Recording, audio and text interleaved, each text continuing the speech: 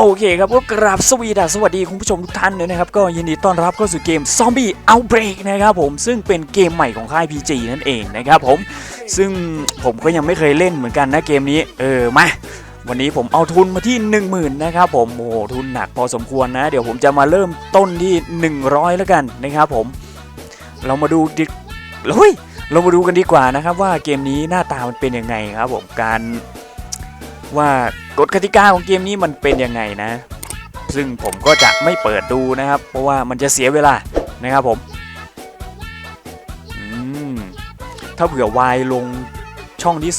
2มันจะเรียงแถวกันเหรอแบบเมื่อกี้น่าจะใช่นะครับ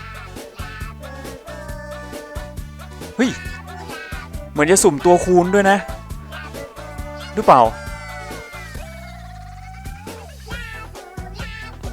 เอาอะสเก็ตเตอร์ว่ายังไงมาไหมเอา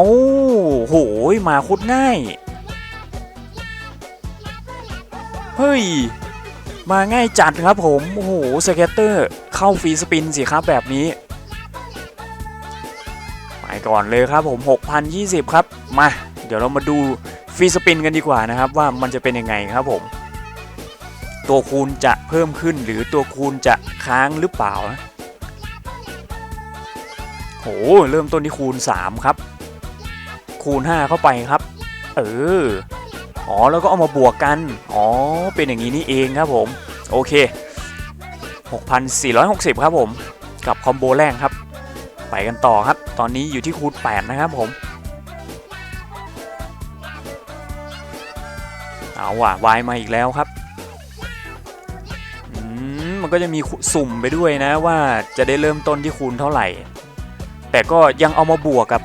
ตัวเดิมอยู่นะครับยังเอามาบวกกับจำนวนคูณเดิมอยู่นะถือว่าโอเคเลยแหละเฮ้ยเจ๋งว่ะถึงจะไม่มี y แต่ก็เอามาคูณเหมือนเดิมนะถือว่าดีนะถือว่าดีคูณ14ไปครับผมคูณ19แล้วแล้วก็จำนวนฟรีสปินเยอะมากด้วยนะ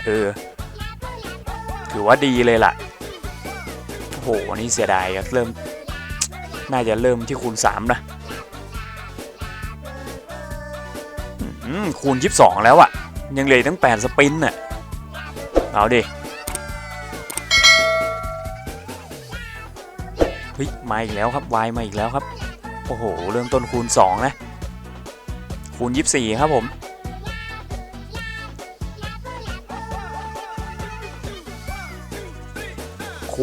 คูณ32แล้วเอาวายยังมาอยู่เฮ้ยยังได้คิวอยู่ครับยังได้คิวอยู่ยังไงครับหลอดยาหลอดเลือดไม่เป็นหลอดเลือดนะไม่ใช่หลอดยาโถคูณ42ครับโอ้โหคูณจ่ายหนักซะเหลือเกิน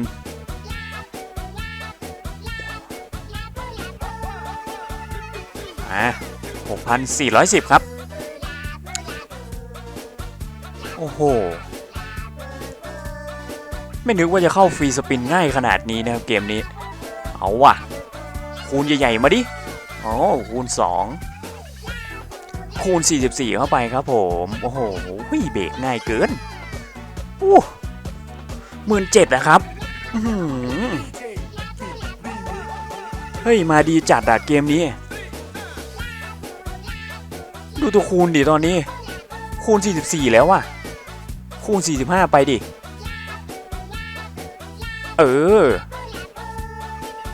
ขอใหญ่ๆหน่อย4,000โอ้โหคูณ50แล้วครับคูณ50แล้วคุณผู้ชมโอ้โหมาสุดท้ายครับหน้าใหญ่ๆหน่อยเฮ้ยเต็มกราฟครับโอ้โหดอกนี้คูณ51เข้าไปโอ้โห30,000โอ้โหมาดีจัดเลยเอาเรื่องว่ะเกมใหม่โอ้โห36,000เชโดโอเคผมน่าจะพอแค่นี้แหละนะก็จากทุน 10,000นะครับผมตอนนี้ก็โอ้โห80,000นะเกือบแสนแล้ว โอเคครับผมก็ก่อนที่จะจากกันไปนั้นอย่าลืมกดไลค์กด Subscribe ช่องผมเพื่อเป็นกำลังใจให้ผมด้วยแล้วกันนะครับผมก็ไว้เจอกันใหม่คลิปหน้าครับสำหรับวันนี้สวัสดีครับผมบ๊ายบายครับ